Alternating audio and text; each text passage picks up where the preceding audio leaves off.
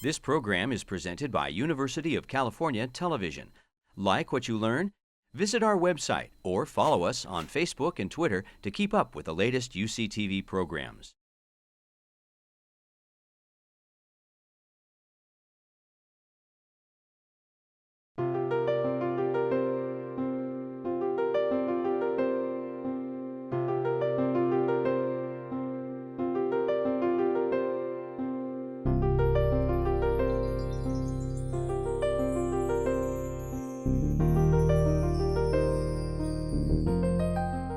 My name is Sunil Koliwad. I'm a member of the Diabetes Center here at UCSF, and I'm the Enrichment Core Director for our Nutrition Obesity Research Center grant, which runs in collaboration with COAST and the SO grant, and is part of what we think is a really cutting-edge, very vanguard, multidisciplinary, funded effort pursuing obesity and diabetes from the basic science standpoint, the clinical translational sciences standpoint, the biobehavioral and policy-related standpoint simultaneously, with all these arms working in lockstep and ideally in a very collaborative, collegial manner. And I think we've made a lot of progress over the last year in creating an infrastructure to do that kind of science and that kind of translational impact in our population locally and beyond that.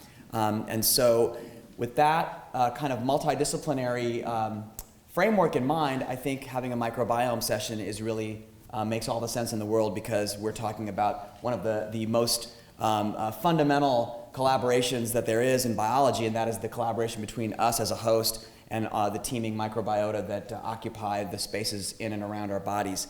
And so with that in mind, I'd like to introduce today's next speaker. We are very lucky to have as one of our newer assistant professors at UCSF in the departments of Microbiology and Immunology, Peter Turnbaugh. And Peter has done really groundbreaking work in understanding host microbiota interactions, and has particularly focused since arriving here at UCSF on those interactions in terms of how we process foreign chemical substances, be they drugs, be they nutrient-related substances, or other substances, such that what ultimately impacts the host is a function of the dual roles that both the microbiota and the host play together, as opposed to each individual component acting separately. So we're really happy for Peter to speak to us today and look forward to his comments.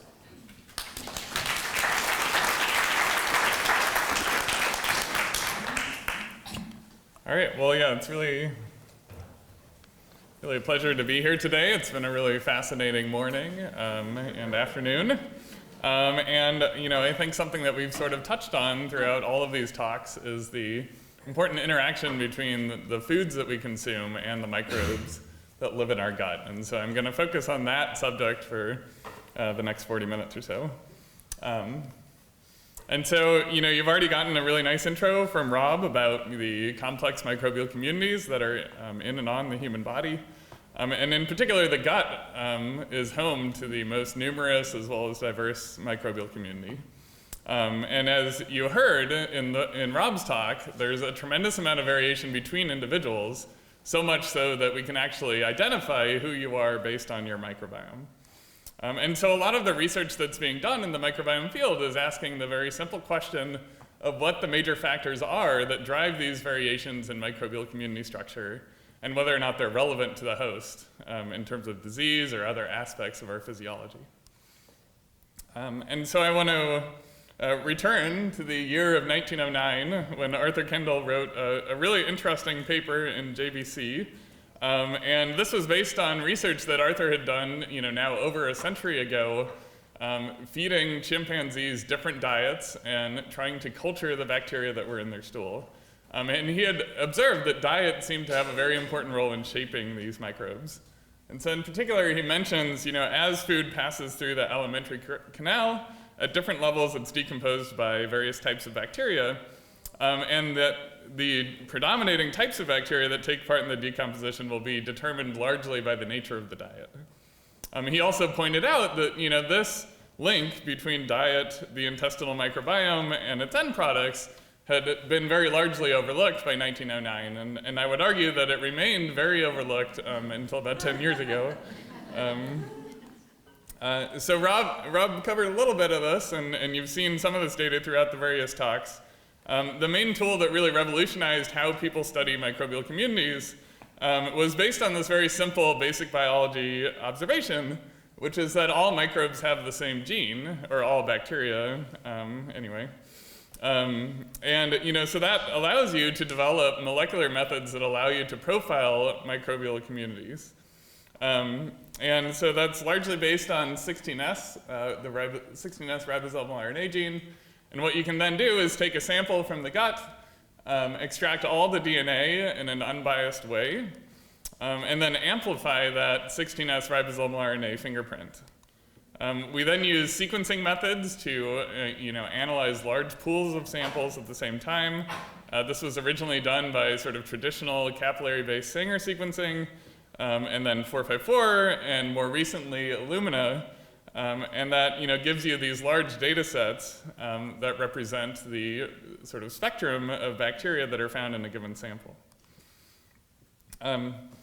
A lot of people in the field use QIIME. That's the package that Rob's group developed. There's also other software tools like Mother and other methods that allow you to take these complex data sets and then group them in different ways. And so traditionally, people would use what's called an operational taxonomic unit. And so that groups together sequences based on their similarity to each other into what we consider sort of the equivalent of a bacterial species. Then from that sort of data, you can graph the relative abundance of different groups of bacteria. You can generate phylogenetic trees where you can compare the sequences to each other. And you can perform various types of clustering methods like principal coordinate analysis.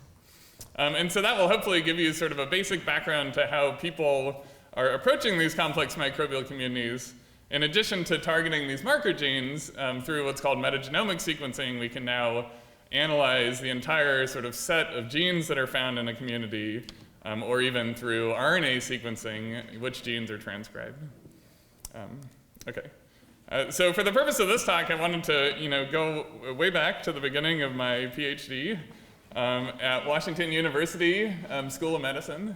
And one of the few perks of living in St. Louis is that we have this giant park right next to the campus. And all of the museums and zoos within that park are free. And so the first thing that I did as a rotation student in Jeffrey Gordon's lab, together with Ruth Lay and a technician in the lab, Sabrina, was to just walk through the park to the zoo. They let us in for free, and then they let us dig around for all the stool samples we could get from all their animals. So this is an example of an elephant cage. And an interesting thing that we learned is that despite the fact that it's literally lying on the ground, we had to go through a very rigorous process to be able to take these samples from the elephants. They were worried that we were going to somehow hurt the animal. I was more worried for us. But and so this data set that Ruth really led was the first sort of overall view of the microbial communities associated with all sorts of different mammals. And so in terms of diet, we had a nice selection of herbivores, carnivores, and omnivores. We actually had 3 different locations. In addition to the St. Louis Zoo, we were able to get samples from the San Diego Zoo. And Ruth's friend and collaborator was able to go to Africa and get us samples from wild animals. And then we also sampled a really tremendous diversity of mammals. And so everything from monotremes like echidnas or platypus to humans. And so this is sort of the high-level clustering that was done together with Rob Knight's lab to sort of group all these different samples from the 60 different mammalian species. And then label them based on different things that we knew about the animals.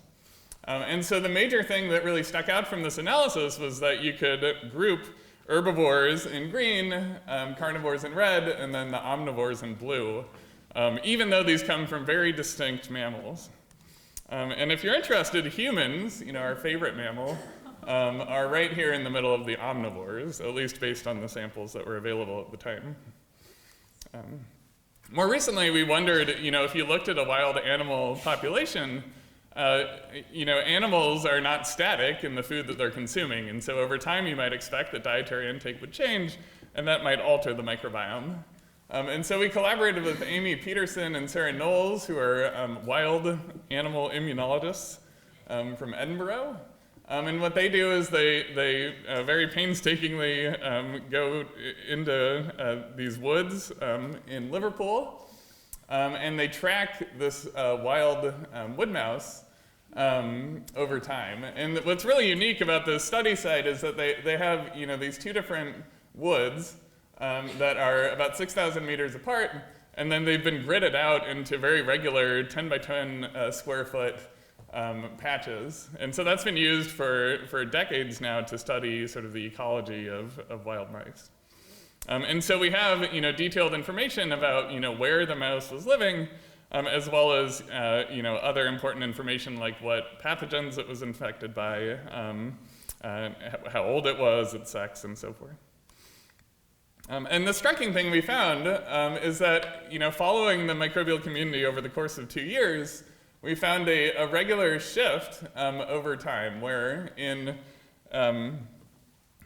between sort of July and August, we saw a shift in the microbial community structure. This is just showing sort of one summary of that on the y-axis here, and then these are just months throughout the 2 years. And so you can see that the overall microbial community tends to change in a similar time.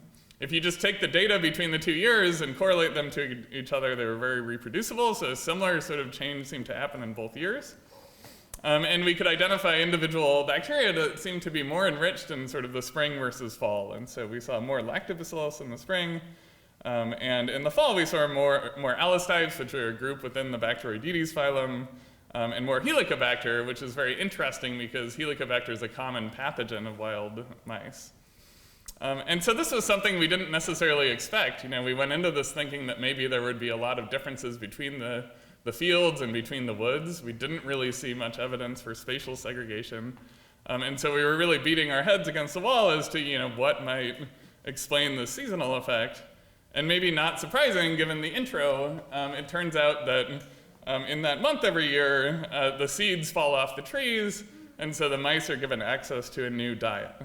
And so obviously this is a correlation. What Sarah is doing now is doing controlled intervention experiments in these wild animal populations, something that's very difficult to do.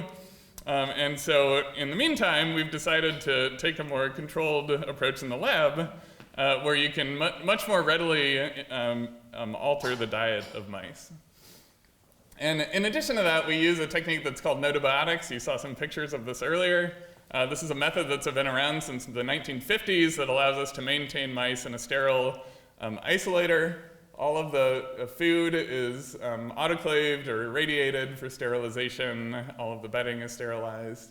The air goes through a HEPA filter. And so that allows you to keep mice from birth until the end of their life in completely sterile conditions. And it's a really powerful tool that allows us to just ask what sort of differences or what phenotypes are dependent on microbes. And so typically the groups that we think about, first just define notobiotics. This has a Greek origin. It literally means known life, so it just means an animal where we actually know what's in it. And then germ-free animals have no microbes. Conventionalized animals are formerly germ-free animals that we have introduced microbes to. And then conventional or SPF mice are just animals that have an uncontrolled microbial community that are colonized from birth. And so a few years ago now, the first experiment we did was to take germ-free mice and then colonize them at 12 weeks of age while they were being fed a sort of standard mouse chow that was low in fat and high in fiber or plant polysaccharide. And then we placed them on two different diets. So one was just maintaining them on the standard mouse chow, and then the other is sort of meant to mimic the Western diet. And so it's incredibly high in simple sugars or oligosaccharides and in fat. And in animals that induces diet-induced obesity over the course of 4 to 8 weeks. And so these animals were kept on the two different diets and then 8 weeks later sacrificed. At the time, we weren't able to do sort of many different time points, and so we had a relatively small number of samples. But I think the profile was so clear that hopefully you can appreciate it. So these are 5 different mice and the initial mouse donor sample here. And then these are the 5 mice that were placed on the high-fat Western diet. And you can see that if we cluster their microbial communities, they split perfectly by diet.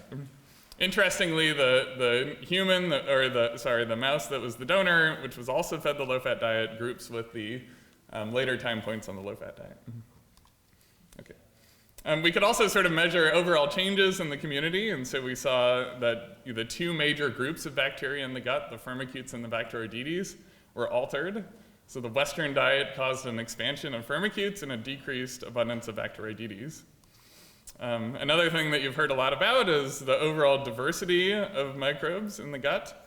And we saw that the diversity of bacteria was significantly decreased in mice fed the Western diet relative to the control diet. Okay. So the next thing we wondered is, how quick these changes occur. And so, using 454 sequencing, we're now able to really expand the number of samples and time points that we could look at. And so this, I apologize, the screen is a little small, but this is a PCOA graph where, again, the dots that are close to each other represent time points from mice that have similar microbial communities. These mice were colonized, and one day after the colonization, they were all still fed the low-fat diet. You can see the time points cluster together. We then looked 7 days and 28 days later, and they sort of move a little bit from the initial colonization, but they're still grouping nicely. And now we're going to switch half of the mice to the Western diet and ask how soon we see an effect on the microbial community. And we were really shocked that just 1 day after the dietary intervention, we saw a dramatic effect. That increased a little bit a week later and then was maintained over the following 2 months.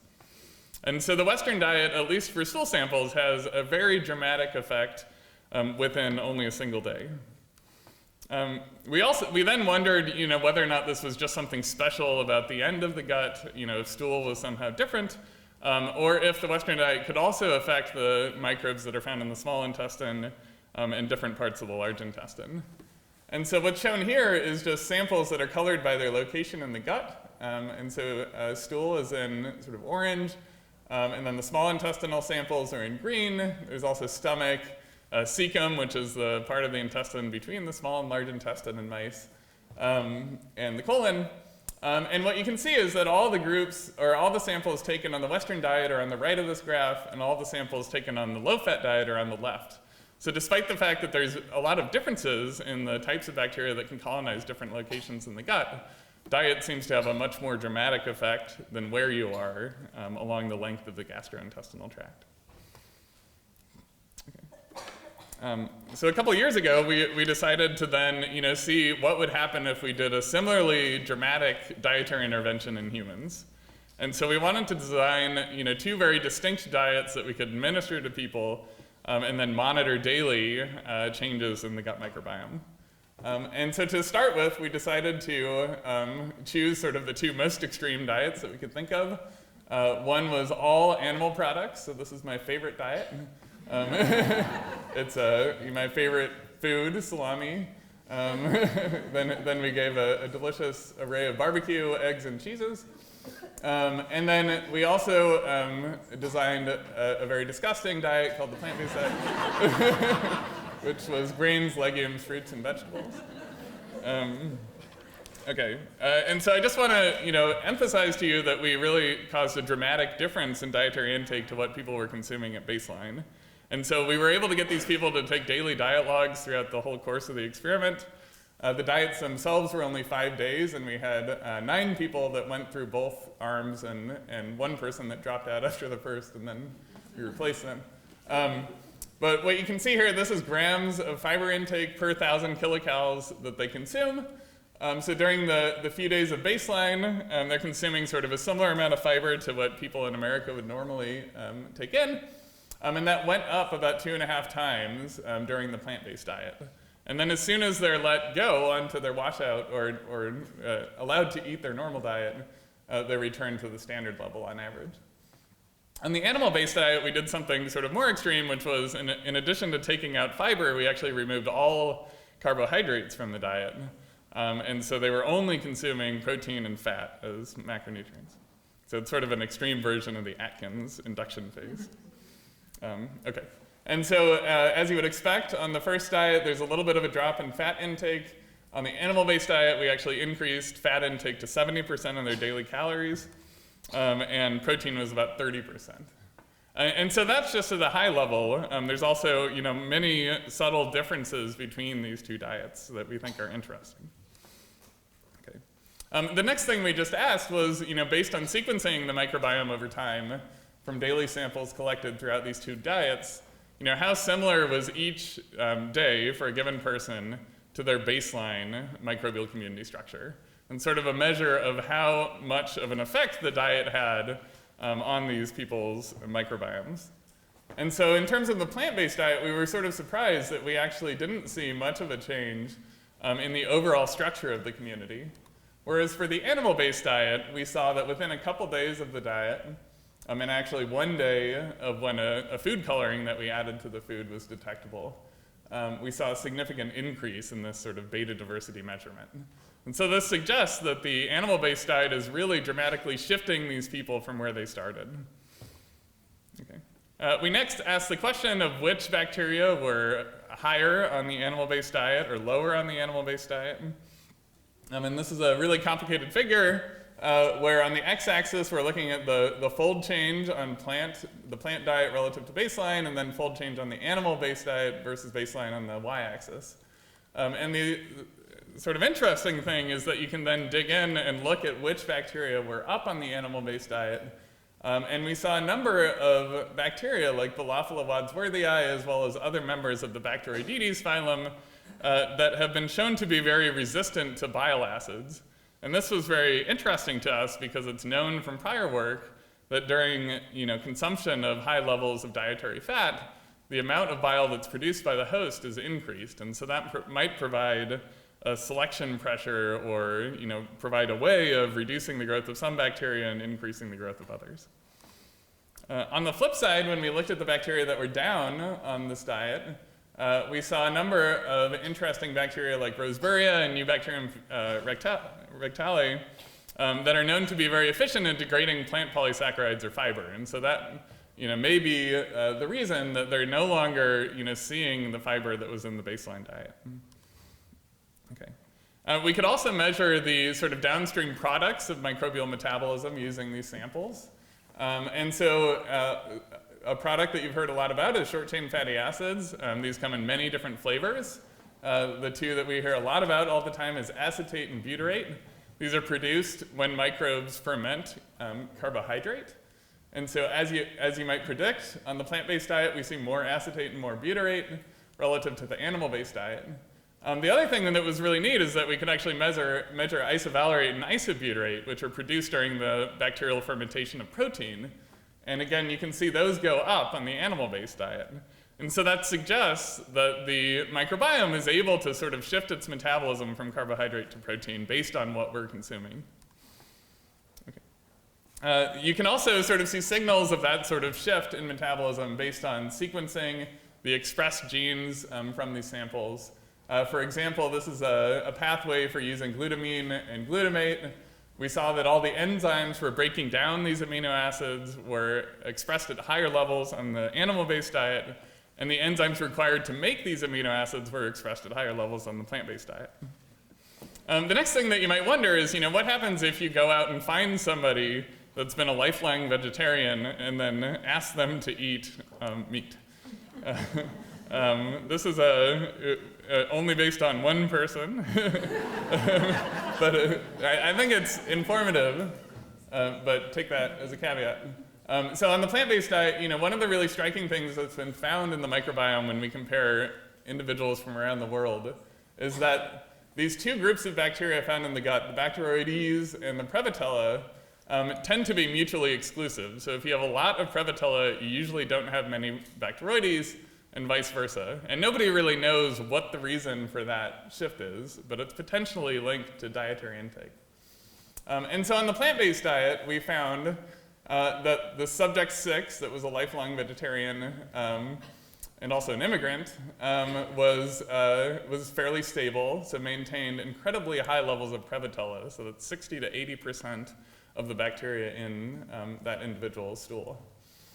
Whereas all the other individuals in the study sort of stayed at high Bacteroides and didn't markedly increase the amount of Prevotella. Whereas on the animal-based diet, we saw something really interesting, which is the vegetarian, although they, again, during their baseline sample started high Prevotella, we could see 3 days and then 4 days after the diet that they were starting to shift towards a more Bacteroides-dominated microbial community. And comfortingly to us, after going back to their baseline diet, they sort of snapped back, and so we didn't permanently destroy their Prevotella. Okay. The other really interesting thing about dietary intake is that it's not just about how diet changes the resident microbes in our gut. We're actually consuming live microbes as well. And this is most well studied in the case of bacteria, but also true for fungi, viruses, and other microbes. And so one of the things that we were able to do in the study was to administer 3 artisanal cheeses that were donated by an anonymous cheese vendor. And we then sequenced the bacteria and fungi that were in each of these cheeses. So on the top here is blue cheese.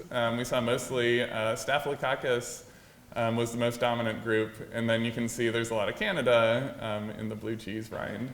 And then that's true for so we were able to profile the rinds as well as the center of each of these cheese types. You can also see string cheese, which was actually still had high levels of Streptococcus thermophilus, and as well as the fermented meats, prosciutto and salami. And so that provided us with sort of molecular data that we could then look for these microbes in the stool samples that we collected from these patients over time. And so, yeah, I think I took out that for time. So we were able to detect them based on 16S, but the maybe more exciting thing is that when we looked at the RNA that was in these samples, we were able to see that many of these bacteria as well as fungi had markedly increased expression on the animal-based diet when the people were consuming the cheese. And so this, and because of the fact that RNA does not survive very long in the gut, it implies that these microbes are actually surviving transit throughout the gastrointestinal tract. And so, we don't really know whether or not they did anything interesting in there, but they at least were able to survive. And we were able to actually confirm that by taking stool samples from people on their baseline time points and during the animal-based diet, and show that we could actually culture out live fungi that were from the cheese that they were consuming. And so one of the potential consequences of these changes is linked to inflammatory disease. This was not the main purpose of the study, but something that I think was very intriguing. And it's connected to a series of studies that's been done in Eugene Cheng's group at University of Chicago. And what Gene and his graduate student, Suzanne Devkota, showed is that if you feed diets that are high in fat, in particular saturated fats, you can drive an increased host production of bile acids. Those bile acids contribute to the expansion of Bilophila wadsworthii, the bacteria I mentioned earlier. And if you're a mouse that's genetically susceptible to inflammatory bowel disease, the Bilophila will then cause ulcerative colitis-like phenotype. And so, one of the things that was sort of disturbing is that the number one group of bacteria that we saw enriched on the animal-based diet was Bilophila, included Bilophila wadsworthii in green there. We were able to confirm that using another independent method called quantitative PCR based on a gene that is unique to Bilophila, which again we see is elevated on the animal-based diet. And we also saw that this gene was actively expressed based on RNA sequencing. In addition to that, if you just look at the dietary intake records for these people, we found that the strongest predictor of Bilophila abundance was the amount of dietary fat that was consumed. The bile acids were also elevated. And so this provides the first sort of support in humans for the hypothesis from the Cheng lab that diet and the host production of bile acids may alter the microbiome in a way that could contribute to disease. Obviously, this is a very short-term intervention, so we have no idea whether or not these people, if left on this diet, would develop inflammatory bowel disease, but it's something that's very important, we think, to look into.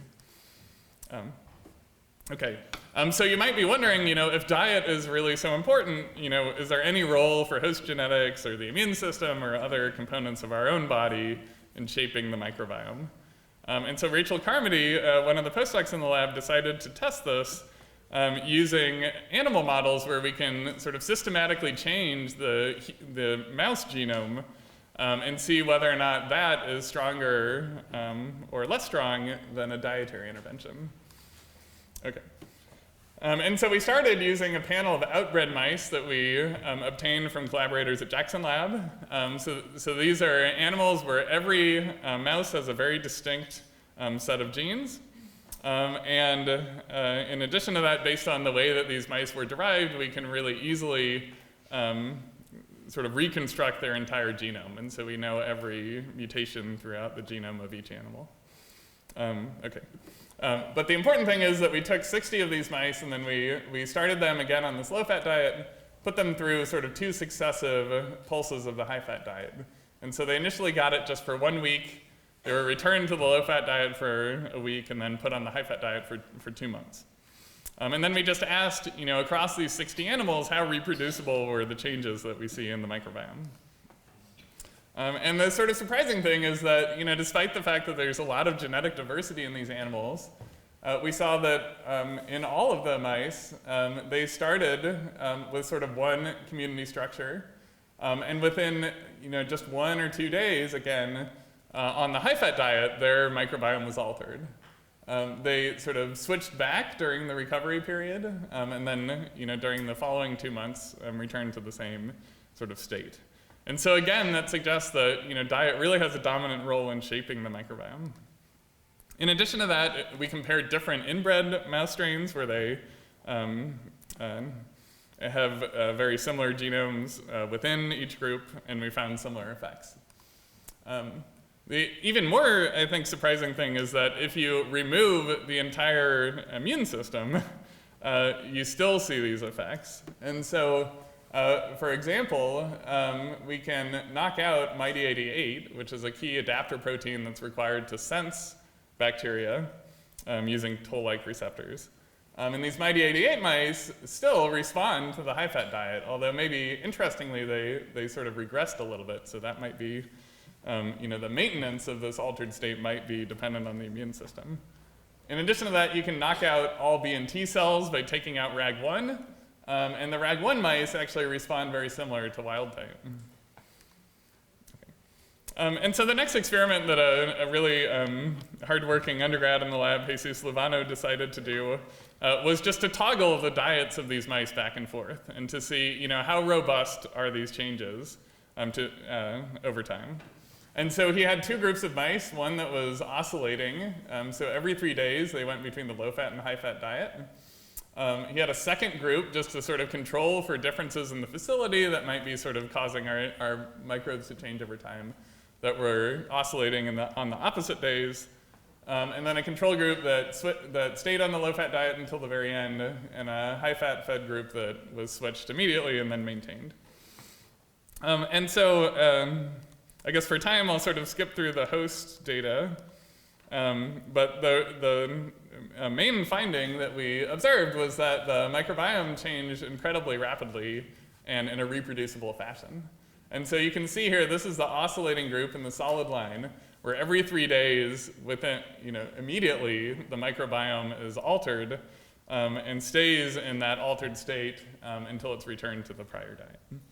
And then the reverse group is shown in the dotted line.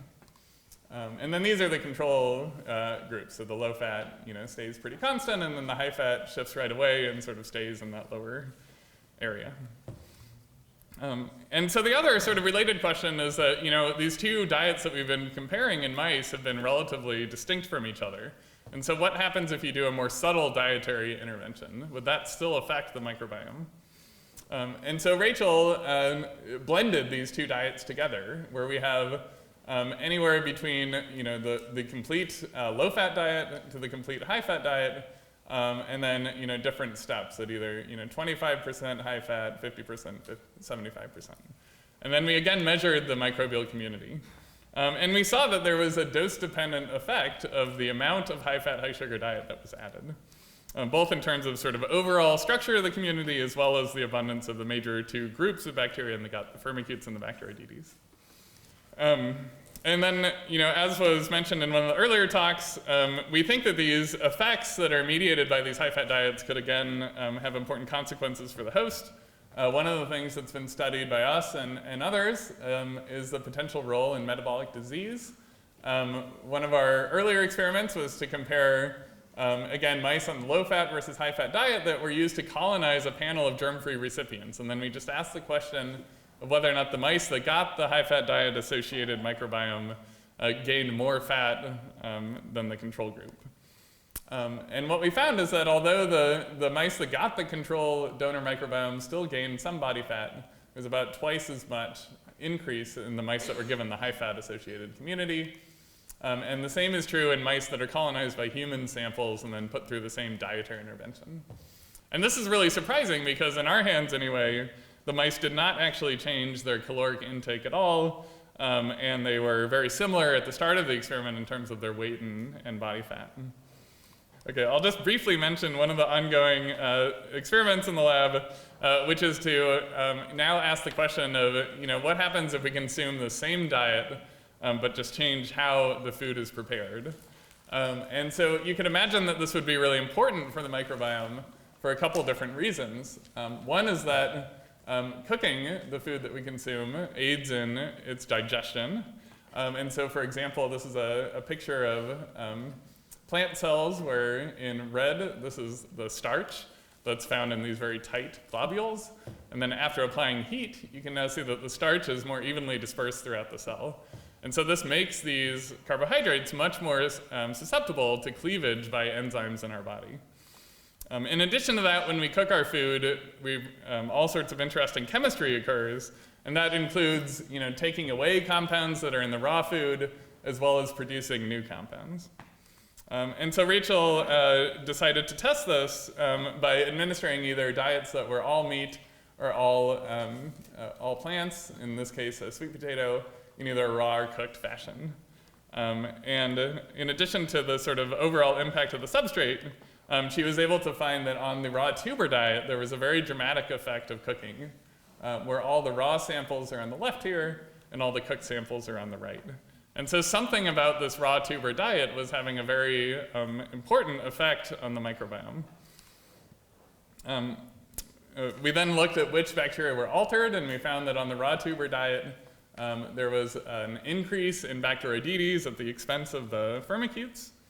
That's also shown here. But maybe more interestingly, we found that there was evidence for antimicrobial effects of these raw diets.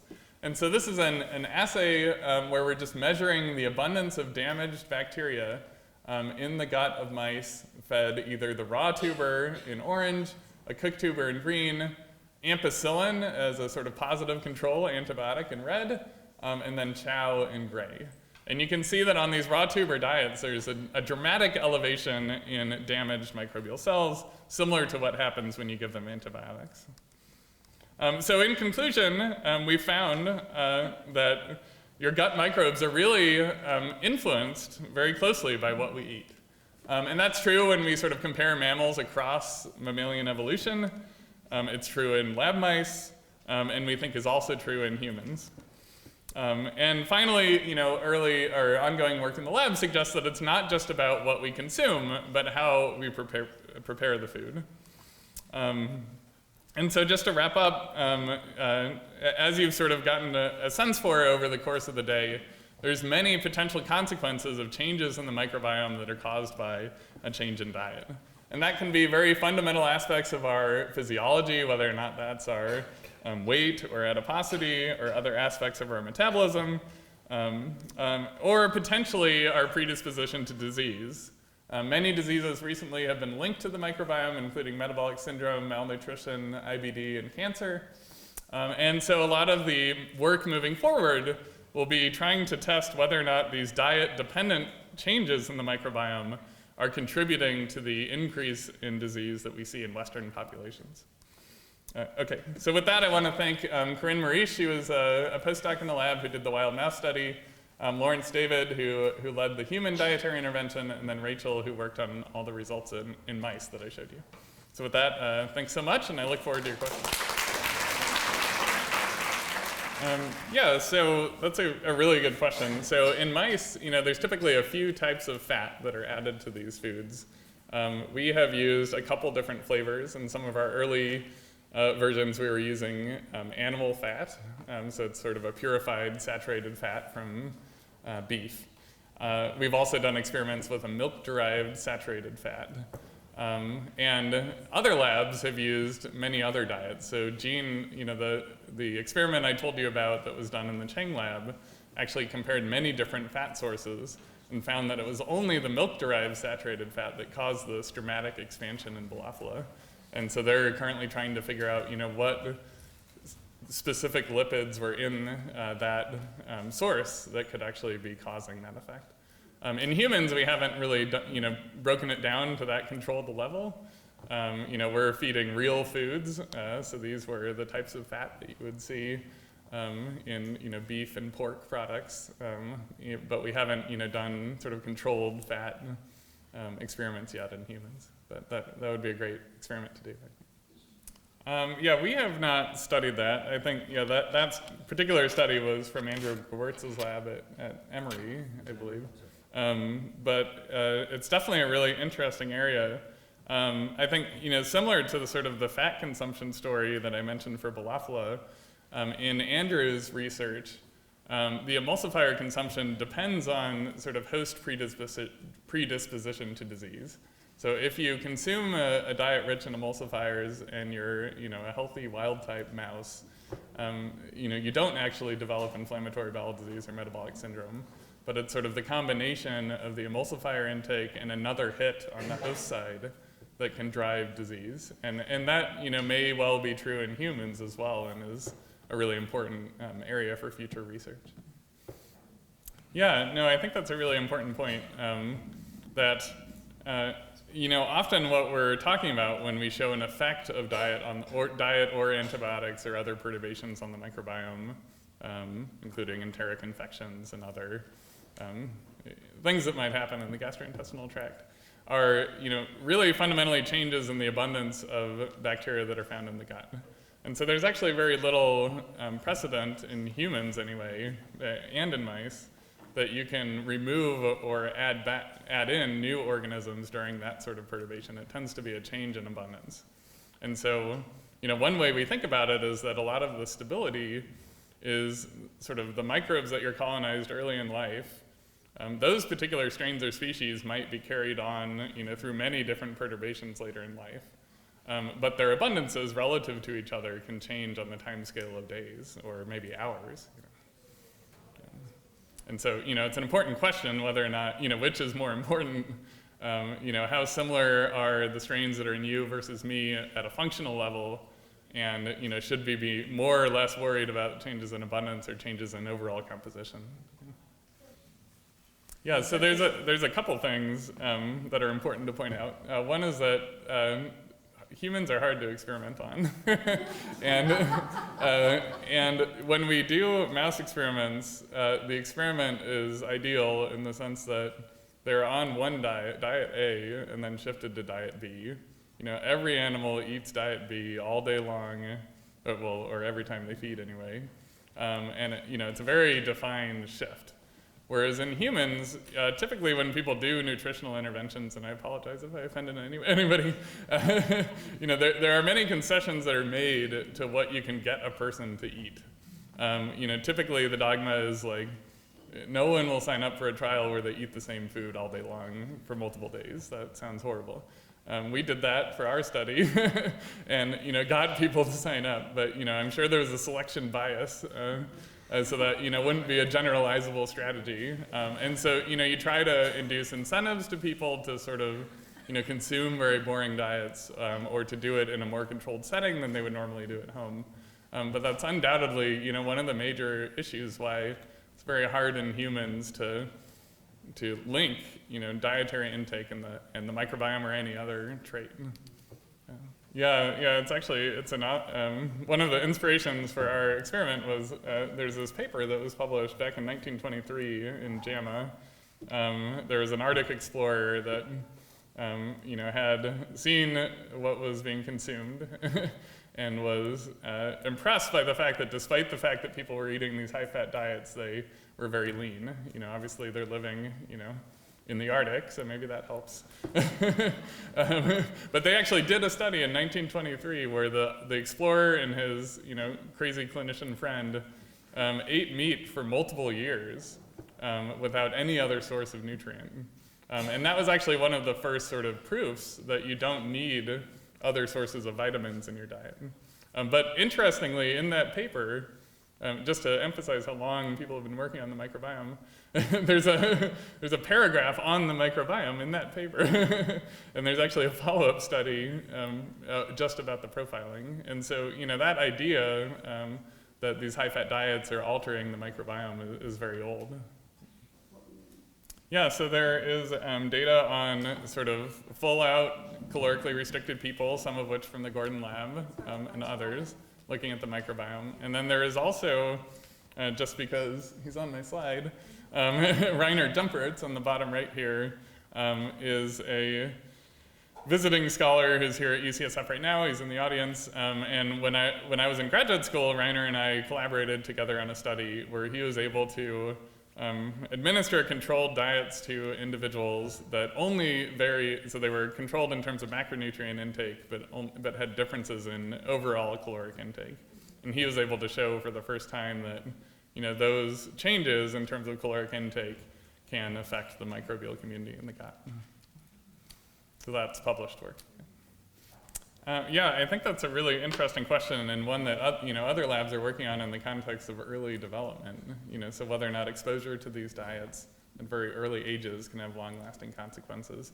Probably the sort of related set of studies that's most well known is work that's been done in Marty Blazer's lab, showing that low doses of antibiotics early in development can cause increased weight in mice. Or increased body fat, in mice at much later time points, even though that doesn't really cause any permanent change to the microbiome. Although, the related question is whether or not there is any sort of memory of our dietary intake in the microbiome itself. And I sort of skipped over it due to complexity, but one of the things we did in the oscillating experiment was to collaborate with Georg Gerber, who's a mathematical modeler, and he was able to find individual species and gene families that were altered in response to the number of successive exposures to the high-fat diet. And so at least in that experiment, those groups were different on the final high-fat diet arm versus the first or second or third. And so, even though the overall structure is very reproducible, there might be, some individual, components of the microbiome that can sort of remember what we've eaten before.